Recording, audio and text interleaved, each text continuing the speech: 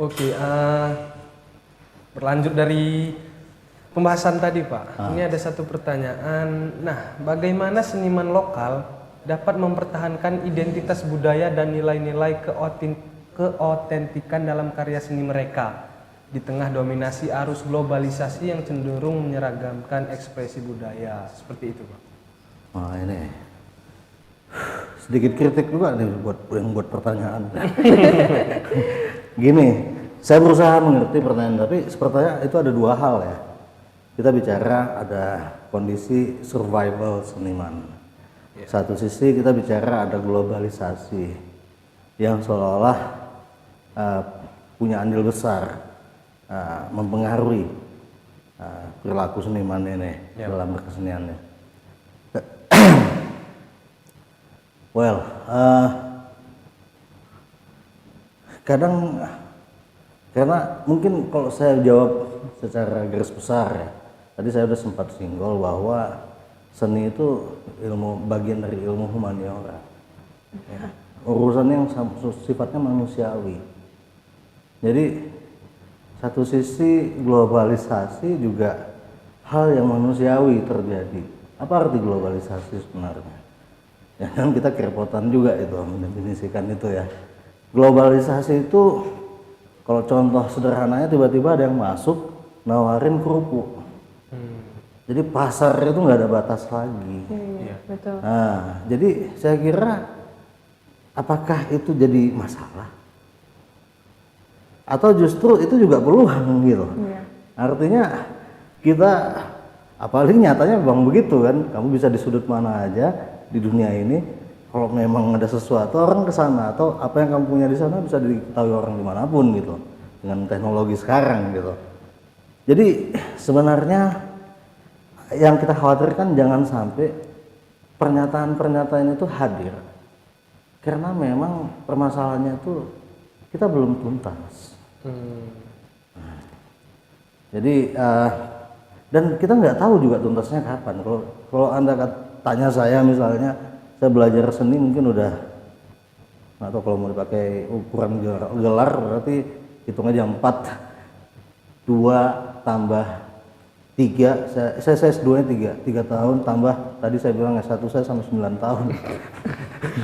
Lumayan lama ya. Saya merantau itu 10 tahun dan saya pulang ke Aceh itu waktu merantau S1 itu 1 kali 5 tahun. Bayangin bandingkan dengan kalian sekarang yang setiap minggu udah di kampung gitu. Apa ngapain gitu kan. Ini mau belajar atau apa kan. Tapi ya itulah beda zaman ya. Jadi artinya khawatirnya pernyataan-pernyataan seperti itu tumbuh karena apa ketidaksiapan. Nah, kalau kita dalam suatu situasi tidak siap, berarti masalahnya di mana? Nah, itu yang saya selalu ulang-ulang di kelas saya. Apa sih gunanya belajar? Untuk kita bisa menyelesaikan masalah apapun. Nah, karena belajar ataupun ilmu pengetahuan yang kita pelajari itu adalah alat kita untuk jadi mudah. Kita jadi tahu cara. Kita tahu pilihan-pilihan bahan untuk menanggulangi ini, mengobati ini, membereskan ini. Kalau kita belum mampu, berarti ada yang salah dalam belajar kita. Jadi ada kecenderungan di kita, ya kesalahan di luar kita gitu. Nah, saya termasuk orang geram dengan diri saya sendiri gitu. Ya, kok nggak jadi sesuatu yang mungkin sedaya apa yang viral itu. Saya belajar gitar 7 tahun loh, gitar klasik untuk ukuran di Aceh mungkin saya masih agak jarang langka gitu. Nah, tapi nggak tahu sama apain gitu. Ya berarti belajar saya ada yang salah. Saya akui. Makanya saya melihat kekurangan itu dari disiplin-disiplin yang lebih luas. Nah, saya belajar politik, saya belajar ekonomi, walaupun tidak seperti ansih belajar itu, untuk terhindar dari sesuatu yang mungkin kalau saya anggap kita itu ngeluh aja gitu. Nggak ada. Artinya kalau kita berpikir dengan kemurnian kesenian itu sebagai medium ekspresi manusia ya, dan halus gitu, masa ada orang yang nggak bisa nyaman dengan itu, kan jadi nggak manusiawi. Iya betul. Nah, jadi bisa jadi dua pihak juga di pembelajarnya atau di penerimanya, yang juga tidak terbuka untuk melihat bahwa seni itu tidak seperti menyimpulkan sekali nonton musik rock mungkin yang mungkin perilakunya agak beringas atau apa terus menuduh musik hard. Padahal kalau kita lihat fakta juga ada tuh musik Islami tapi di belakang sana mesumnya berjamaah gitu. Bukan mesum, artinya khalwatnya berjamaah gitu ya. Jadi apa ya? Artinya kita belum menempatkan seni sebagai sesuatu yang menjadi vitamin batin. Kita belum sampai ke menikmati seni dengan apa penuh pengertian. Kita sebatas mungkin terseret. Sekarang jujur aja, saya sendiri ya akui saya agak jarang bisa menghafal lagu-lagu luar ya, karena ada barrier bahasa gitu, karena nggak saya pakai, jadi saya mungkin dua kali pikirnya gitu. Artinya walaupun saya sekolah di luar negeri, tapi mungkin bahasa Inggris saya juga tidak terlatih gitu kan. Jadi kita nggak ngerti, tapi kadang kita heran, kok ada orang nggak ngerti musiknya, nggak ngerti syairnya, tapi bisa menikmati. Ini penikmatan yang seperti apa? Nah, jadi jangan-jangan kita bukan bicara seni di situ, kita bicara hura-hura di situ, kita bicara sebatas ya hiburan-hiburan yang semua akan jadi sampah gitu. Tapi kalau kita kembalikan ke definisi seni yang kita rumuskan tadi, itu harusnya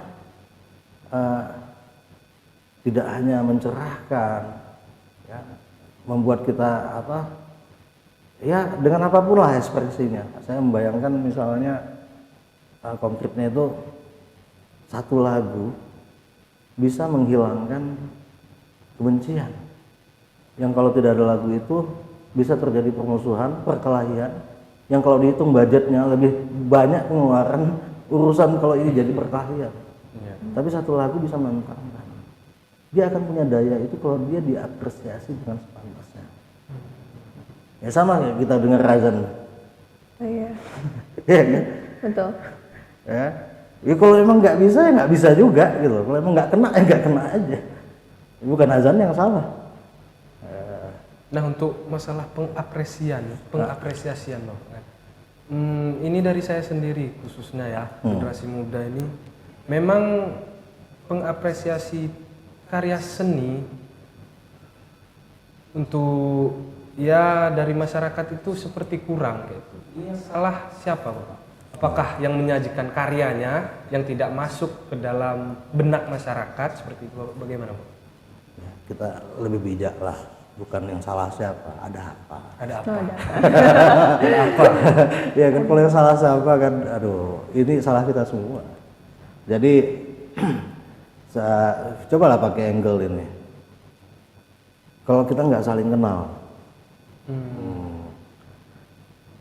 kemudian kalau kita nggak saling mengerti, kemudian kalau kita nggak saling memahami, ya, sampai bahkan kalau kita nggak saling mencintai, nah, itu kan naik-naik terus ya. Nah, artinya kalau kita bawa ke bahasa ilmiah, ya, rumusan definisi apresiasi adalah dalam musik ya khususnya, mendengarkan dengan penuh pengertian, menikmati dengan penuh pengertian. Artinya kenikmatan hadirnya musik itu akan luar biasa ketika kita mengerti apa yang disajikan oleh musik itu, elemen-elemennya.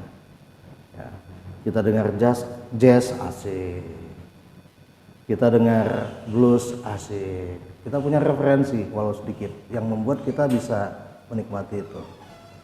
Nah, tulisan apa lagi? Oke, jadi sayangnya itu harus adalah satu kerja ya, mencari. Nah, karena apalagi sekarang, ya, gak usah mimpi kita punya kesenian yang kita pernah punya jaya dulu.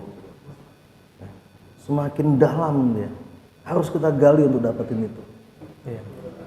Karena semakin dilupakan. Bahkan udah banyak yang hilang. Jadi kan tidak mungkin kalau kita pasif, tiba-tiba kita terinformasikan dengan semua itu. Nah, jadi itu baru tahap di awal tuh. Nanti kalau kita lanjut panjang lagi nih, mungkin episode lanjut berikutnya nih kalau diundang lagi. Ya saya kira gitu. Oke, terima kasih Bapak. Wah itu tadi apa ya, kisah atau wejangan dari Bapak Ari sangat inspiratif, luar biasa sekali. Betul. Itu Aisyah, jadi Aisyah ada ilmu barunya nggak? Ya, nih Mbak dari ekonomi ya, mendengarkan seputaran seni lumayan. Oh, oke.